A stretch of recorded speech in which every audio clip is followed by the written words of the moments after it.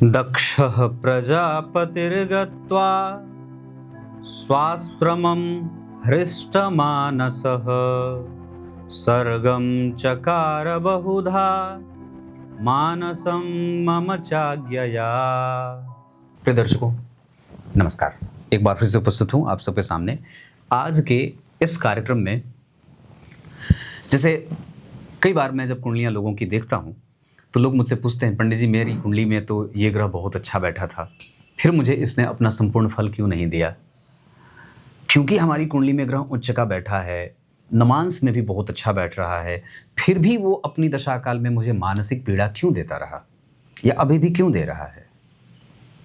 सवाल है कि ग्रह आपकी कुंडली में बहुत अच्छा बैठा, नवांश में भी बेहतर है, दशमांशा में भी कर्म क्षेत्र के लिए बहुत मजबूत स्थिति को दिखा रहा है, पर फिर भी आप जब किसी ज्योतिषी को अपनी कुंडली दिखाते हैं, ज्योतिषी ने फलादेश भी कर दिया, आप प्रसन्न भी हो गए, नहीं पंडित जी ने बहुत अच्छा कहा है, फिर भी उसके कुछ व्यापक परिणाम उस तरीके का जीवन में घटित होता नहीं दिखाई देता है।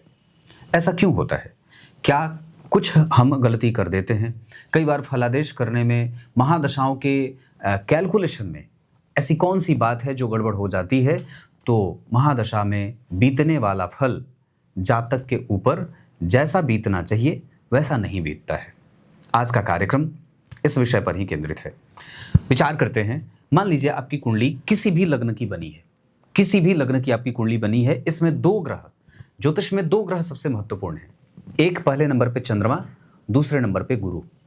देवगुरु बृहस्पति और चंद्रमा अगर आपकी कुंडली में चाहे जहां कहीं भी बैठे हैं, वो प्रत्येक भाव को किसी न किसी तरीके से प्रभावित करते ही हैं, क्योंकि सामान्यतया देवगुरु बृहस्पति ऐसे हैं जो जन्म कुंडली के सबसे ज्यादा और अधिक संख्या में भावों के कारक होते हैं। लग्न के, धन के, चतुर्थ के, पंचम के, नवम के, एकादशवें के, इन भावों के कारक हैं। सबसे ज्यादा कारक भाव देवगुरु बृहस्पति को ही मिला है और इनका भी बल चंद्रमा बढ़ा देते हैं। कैसे? बात आई ना, आश्रित्य चंद्रस्य बला बलानी ग्रह प्रयक्षन्ति शुभा शुभानी। चंद्रमा पे ही सभी ग्रहों का बल आश्रित होता है, चाहे वो सूर्य हो चाहे वो देवगुरु बृहस्पति। महादशाओं को जब कभी भी हम संतुलित करने की कोशिश करते हैं अपने फलादेश से कि हाँ ये दशा ऐसी बीतेगी, उसमें कौन सी गलती है जो आम व्यक्ति कर जाता है और वो ध्यान नहीं देता? तो विचार करिए, जब कभी भी हमें महादशा का निर्धारण करना हो, अगर मान लीजिए आपकी कुंडली कोई एक बनी है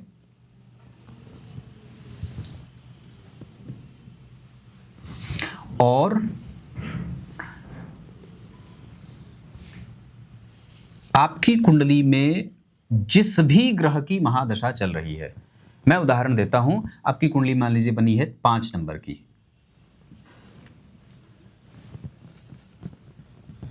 5 नंबर की आपने कुंडली बना ली और इसमें आपको दशा चल रही है मान लीजिए बुध की, और बुध इस कुंडली के लिए धन और लाभ के स्वामी होते हैं। अब विचार करिए, महादशा में और मान लीजिए आपकी कुंडली में बुध जो है वो या तो लाभ में बैठे हैं या तो द्वितीय में बैठे हैं, भाव में ही बैठे हैं, तो और भी अच्छी बात है।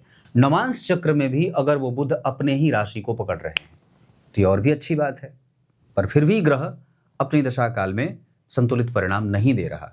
उसका कारण है, कारण दो है। सबसे पहले कि ये जो बुध हैं इनका संबंध चंद्रमा से कैसा बन रहा है? ये चंद्रमा से कहां बैठे हैं? चंद्रमा से मान लीजिए बुध आपकी कुंडली में यहां बैठे हैं, चंद्रमा यहीं ठीक पीछे बैठ गए, या फिर बुध जो है वो जन्म कुंडली में अगर द्वितीय भाव में बैठे हैं तो चंद्रमा इनके ठीक आगे बैठ गए, तो कैसा हुआ संबंध? चंद्रमा से बुध का संबंध द्विद्वादश का हुआ, आगे पीछे बैठ गए। इसी बुध का संबंध चंद्रमा से कैसा हुआ? द्विद्वादश का हुआ, या दूसरा द्विद्वादश का ना हुआ, छठे आठवें का हो गया। मान लीजिए चंद्रमा आपकी कुंडली में यहां बैठ गए, तो चंद्रमा और बुध का संबंध कैसा हुआ? छठे आठवें का, यह षडाष्टक का संबंध हो गया। तो विचार करिए, आचार्यवर्य लिखते हैं, महादशानाथ और चंद्रमा, महादशा के स्वामी और चंद्रमा अगर एक दूसरे से छठे आठवें या द्विद्वादश, कौन कौन से भाव में? या तो छठवें या आठवें या दूसरे या 12वें अगर बैठे हों तो दशा संपूर्ण परिणाम नहीं दे पाती है, आप उसका संपूर्ण उपभोग नहीं कर पा रहे हैं, वो ग्रह संपूर्ण फल नहीं कर रहा है। और ठीक यही सिद्धांत द्विद्वादश और छठे आठवें का गुरु के साथ भी लागू होगा कि महादशानाथ के स्वामी, जो महादशा जिस ग्रह की चल रही है उससे देवगुरु बृहस्पति द्वितीय, द्वादश, छठे, आठवें अगर इन भावों में बैठेंगे तो महादशा का जो स्वामी ग्रह है वो अपनी दशा काल में देवगुरु बृहस्पति और चंद्रमा से इन संबंधों में होने के कारण कमजोर फल कथन करते देखा जाता है। बात है कि नहीं है? अब एक पक्ष और भी है जो महादशा को कई बार जितना फल देना चाहिए उतना नहीं देने देता, या ये भी कह सकते हैं कि वो संपूर्ण पराक्रम के साथ वो ग्रह अपना फल नहीं करता है। वो सिद्धांत क्या है? विचार करना होगा कि जब कभी भी, ये तो चंद्रमा और गुरु की बात हो गई जो महादशा से आपने देख लिया, इसको अगर मैं और भी अगर समझा दूं तो दूसरा वाला सिद्धांत बता देता हूं कि कब ग्रह महादशा अंतरदशा में संपूर्ण फल नहीं कर पाता है। इसका एक और कारण है, और वो कारण है किसी भी ग्रह की, मान लीजिए महादशा आपके ऊपर से चल रही है, कोई भी ग्रह आपकी कुंडली में एक्टिव है महादशा में, मान लीजिए मैं शनि को ही बना लेता कि आपकी कुंडली में शनि की दशा चल गई।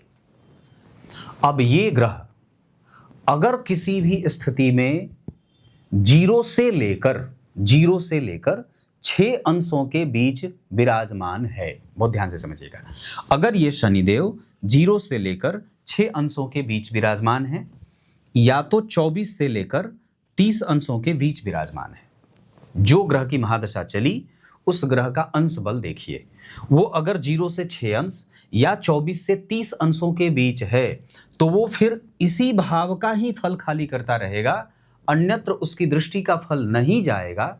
इस वजह से जितना बल उस ग्रह का दृष्टि से मिलना चाहिए था वो नहीं मिल पाता है। और वो ग्रह सामान्यतः शनि की तीसरी दृष्टि अष्टम भाव को भी फल देना चाहिए था, उसके बाद इनकी 7वीं दृष्टि है जहां पे वहां का भी फल देना चाहिए था, उसके बाद उनकी 10वीं दृष्टि जहां है वहां का भी फल देना चाहिए था, लेकिन आपको मिल क्या रहा है ना? ये तो वही बात हो गई कि खाया पिया कुछ नहीं, गिलास तोड़ा बाहर रहना।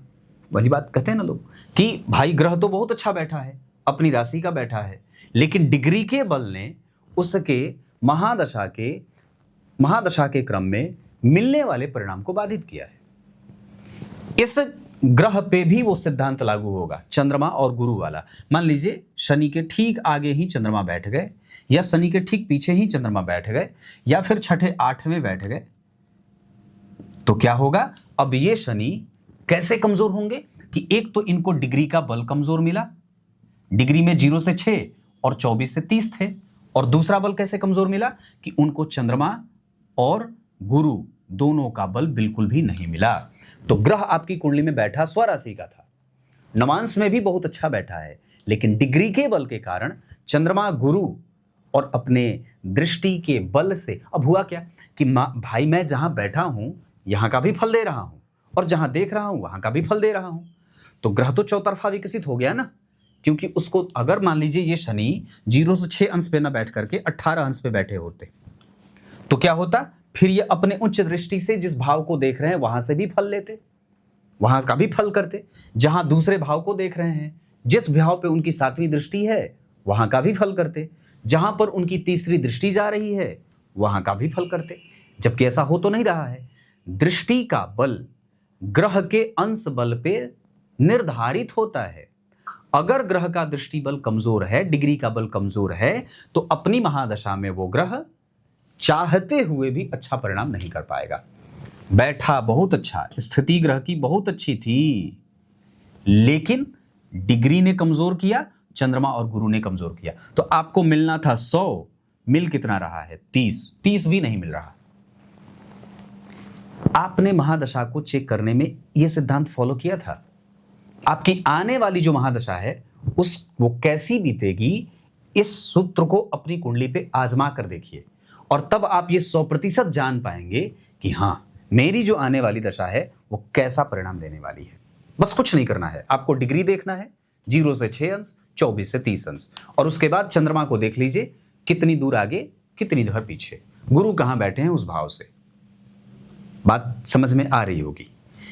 ये आज के कार्यक्रम का मुख्य विषय था, बड़ा महत्वपूर्ण था और इससे आप ज्योतिष को समझने में आपको बड़ा आराम हो जाएगा कि किसी भी व्यक्ति की दशा कैसी बीत रही है। सिर्फ ये भी सिद्धांत आप फॉलो कर लेते हैं, उस पर फॉलो करवा देते हैं, तो आप बहुत काफी हद तक ये बात समझ जाएंगे कि उसकी दशा का असर कैसा उसके जीवन में आने वाला है।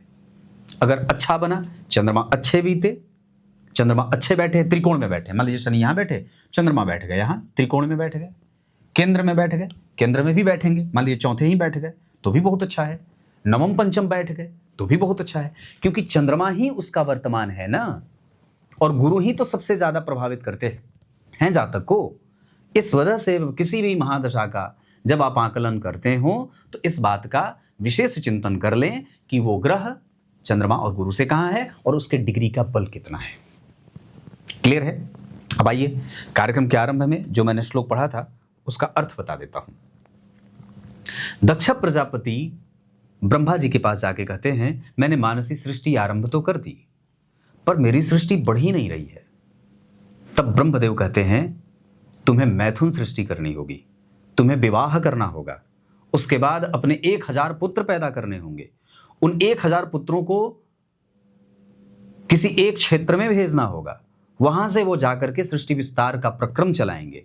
ये सारी बातें ब्रह्मदेव ने दक्ष प्रजापति को कही हैं। क्या क्या कहा है वो कल परसों के कार्यक्रम में आपको धीरे धीरे समझ में आएगा। लाइव होऊंगा कल शनिवार को रात्रि 8:15 पे। तब तक के लिए इजाजत दीजिए। बहुत बहुत नमस्कार।